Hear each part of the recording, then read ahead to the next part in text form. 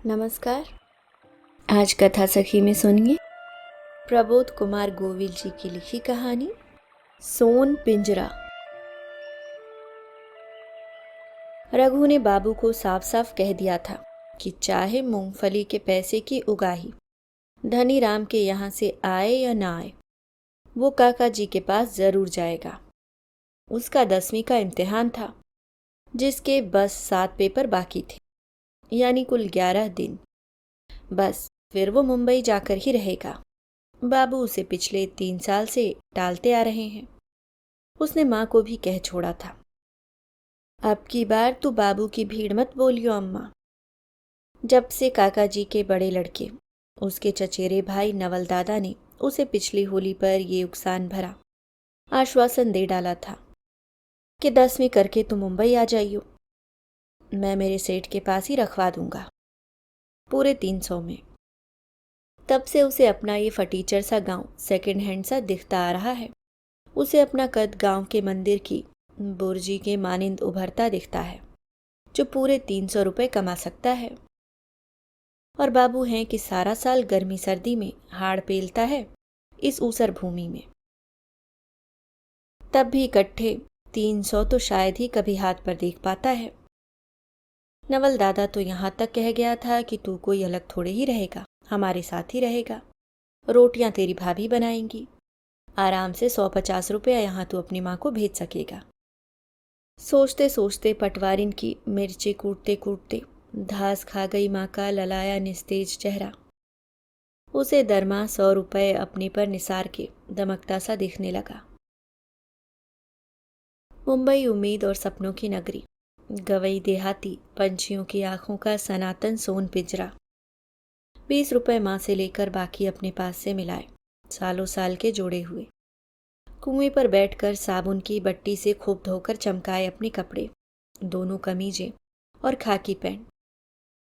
बनियान के छेद छिपाने के लिए उसकी चौहरी तह बनाकर पेटी में रख ली। बाबू ने खूब समझा बुझाकर उसे रेल में बैठाया।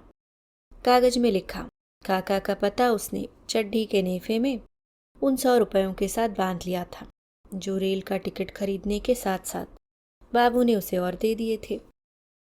टिकट भी पायजामे की जेब में उस पुराने रुमाल में सेध कर रख लिया था, जो 1 साल पहले गांव के स्कूल से वॉलीबॉल के टूर्नामेंट में सतनगर जाने पर उसने खरीदा था। पेट में ही अम्मा की दी हुई गुड़ और रोटी की पोटली भी समा गई, जिसके कपड़े में लहसुन की चटनी की गंध जैसे अम्मा के हाथों की गंध बनकर बसी थी। पूरा एक दिन और रात गाड़ी का मुसाफिर बना रघु जब मुंबई स्टेशन पर उतरा तो दूसरी रात हो चुकी थी। उस राक्षसों के किले के से आकार के स्टेशन पर रघु ने आदमियों की ये ऐसी भरपूर फसल देखी जैसे कभी अपने खेत में चौलाई की फलियों की भी न देखी। उतनी कहाँ होती थी। लेकिन नवल दादा भीड़ में भी उसे दिख गए, जिससे उसे पता चला कि बाबू का डाला पोस्ट कार्ड उन्हें मिल गया। वहां से फिर एक दूसरी गाड़ी और फिर एक बस बदलकर 1.25 किलोमीटर तक रघु अपनी पेटी उठाए उठाए नवल दादा के पीछे पीछे चलता रहा। तब तक भी उसके उत्साह और हैरत में राई रत्ती कमी नहीं आई थी। ये इमारतें जमीन से उठकर आकाश को गई हैं या आकाश से उतरकर जमीन पर आई हैं, राम जाने।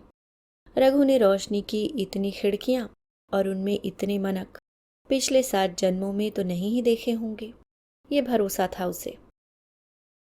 गाड़ी से उतरने के बाद भी 1.25 घंटे हो चुके थे जब नवल दादा सारी इमारतों सड़कों को परे छोड़ते माचिस के डिब्बियों सी सटी जुड़ी झुग्गियों की एक बस्ती की राह रघु को लेकर चल पड़े। रोशनी अब साथ छोड़ गई थी और मुंबई के इस नए मेहमान की अंगुली अब अंधेरे और बदबू ने पकड़ ली थी। कचरे के ढेर जैसे नवल दादा के पैरों तले रौंदे जा रहे थे, वैसे ही रघु के पांव तले भी आते गए। कीचड़ होता तो लांग लिया जाता, बैठी गैया होती तो परे हट लिया जाता। सड़ाध मारता मरे चूहे से लेकर ताजा डबल रोटी के छिलके तक की वैरायटी लिए कचरे का टीबा होता तो पांव की चप्पलों से सख्ती से दबा दिया जाता। कहीं औरतों के झुंड, कहीं खेलते लड़के, तेज आवाज में बजते गानों का शोर, तो कहीं खटोले झटोले इधर उधर अड़ाए सटाए, हुक्के बीड़ियों से लिपटे बुजुर्गवार। इस मुंबई में आकर रघु की वो छोटास झर गई, जो स्टेशन से बाहर निकलते ही उस पर किसी तिलचट्टे सी चिपक गई थी। फिर एक झोपड़ी का दड़बेनुमा दरवाजा, उसके बाहर खेलता दीनू, दरवाजे पर बैठी एक खुजलाई सी कुतिया, भीतर फैले बिखरे बर्तनों के बीच की औरत के रूप में चूल्हा फूंकते भौजाई को पहचानने में रघु ने कोई गलती नहीं की। पांव छुए। पड़ोस की झुग्गी के दरवाजे पर किसी से बैन बट्टा करते काका जी भी आवाज सुनकर पलट आए। काका जी के पांव छुए।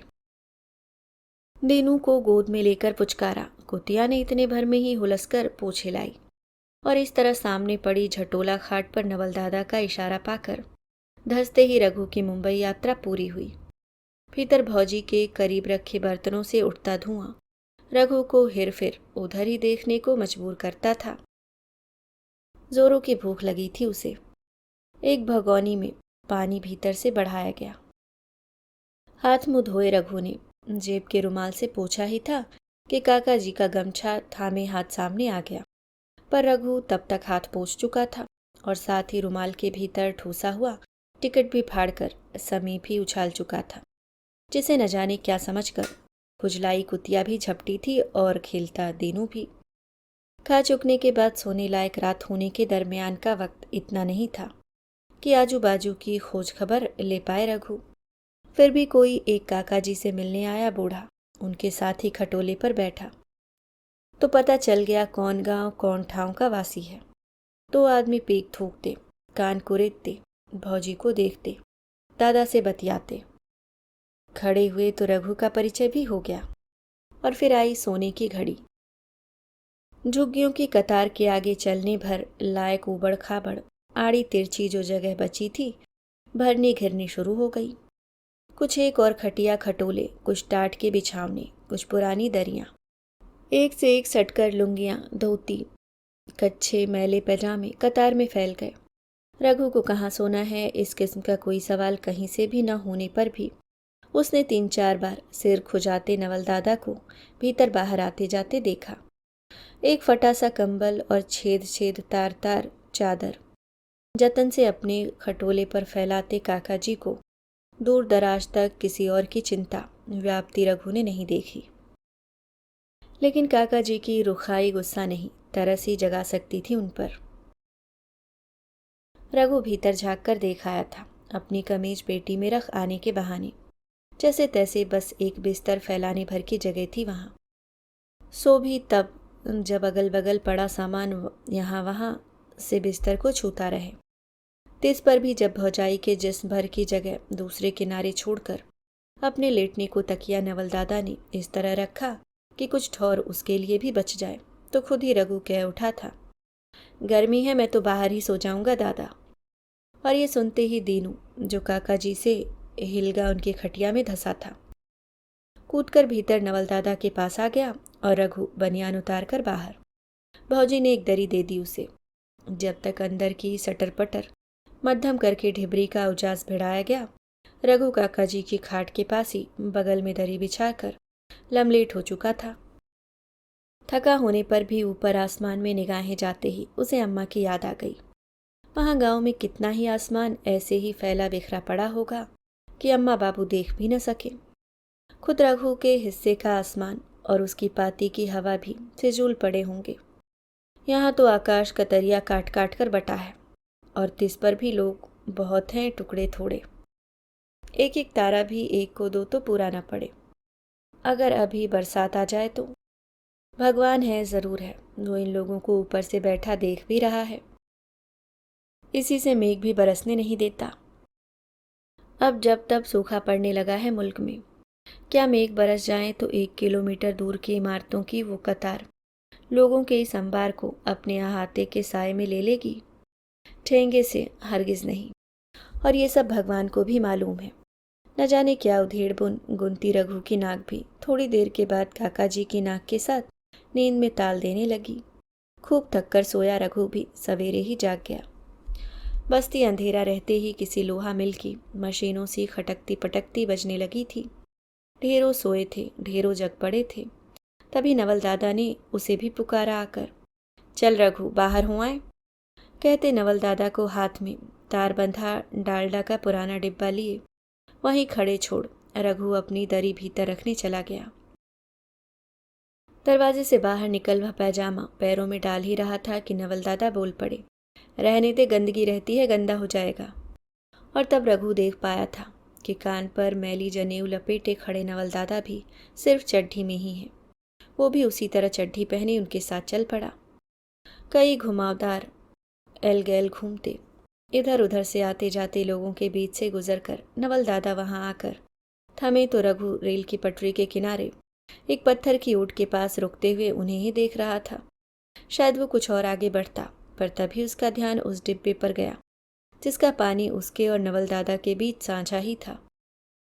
वह हचकचाकर रुक गया और जल्दी से बैठने लगा। नवल दादा ने उसकी ओर पीठ फिराई और झुककर चड्ढी का नाड़ा खोलने लगे। इतने पास होने के कारण रघु उनकी तरफ से नजर फेर कर कुछ और आगे बढ़ने लगा, लेकिन चारों ओर नजर फैलाने पर रघु ने पाया कि वहां बिना हवा की जगह थी, बिना पानी की जगह थी, पर बिना इंसानों की जगह उसे कहीं नहीं दिखाई दी। और एक आदमी ने उससे सिर्फ 1.5 फुट की दूरी पर बैठकर लुंगी उठाई तो रघु बैठता बैठता भी परे खिसक गया। पर ऐसा करने में वो अनजाने ही उस लड़के के एकदम पास आ गया जो कच्छा नीचे सरकाए आराम से बैठा दातुन कर रहा था। रघु ने अब देर करना मुनासिब नहीं समझा। वह गर्दन झुकाकर जल्दी से बैठ गया। रघु को बैठने का कोई लाभ नहीं हुआ, पेट बगावत सी कर गया। हाजत ही जैसे खत्म हो गई। खाली डिब्बा हाथ में लिए रघु नवल दादा के पीछे पीछे चल पड़ा।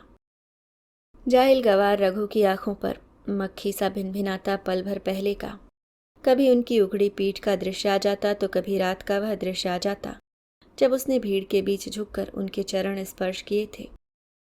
और सारे उबड़ खाबड़ से बचने चलने के बीच उसे वो दिन पल भी याद आया जब अम्मा की पेटी से मिलते हुए रंग का धागा ढूंढ खंगाल कर उसने जतन से अपनी फटी चड्ढी गाठी थी। वापस लौटकर मुंह हाथ धोकर भौजी के हाथ से चाय का प्याला लेने में भी सिहर गया रघु। पिए कि न पिए कहीं पेट। काम पर से आज छुट्टी लेकर बैठे नवल दादा पत्नी से गुफ्तगू कर रहे थे कि आज रघु को मुंबई का कौन सा इलाका घुमाया जाए, और रघु मन ही मन अम्मा को आज ही चिट्ठी लिखने की जुगत जोड़ भिड़ा रहा था कि घर के बाहर वाली उसकी पढ़ने की कोठरी को बाबू रामा अवतार को किराए से न दे डाले। वह अम्मा को लिख दे कि 2-4 दिन में वापस आ रहा है। भौजी ने दाल को तड़केदार बघार मारा था, पर रघु की आंखें तो पहले ही पनीली हो गई थी। अपने घर के पिछवाड़े के कुएं पर लगे पंप से कल कल बहते बेशुमार पानी की याद भर से ही। अभी आप सुन रहे थे प्रबोध कुमार गोविल जी की लिखी कहानी सोन पिंजरा।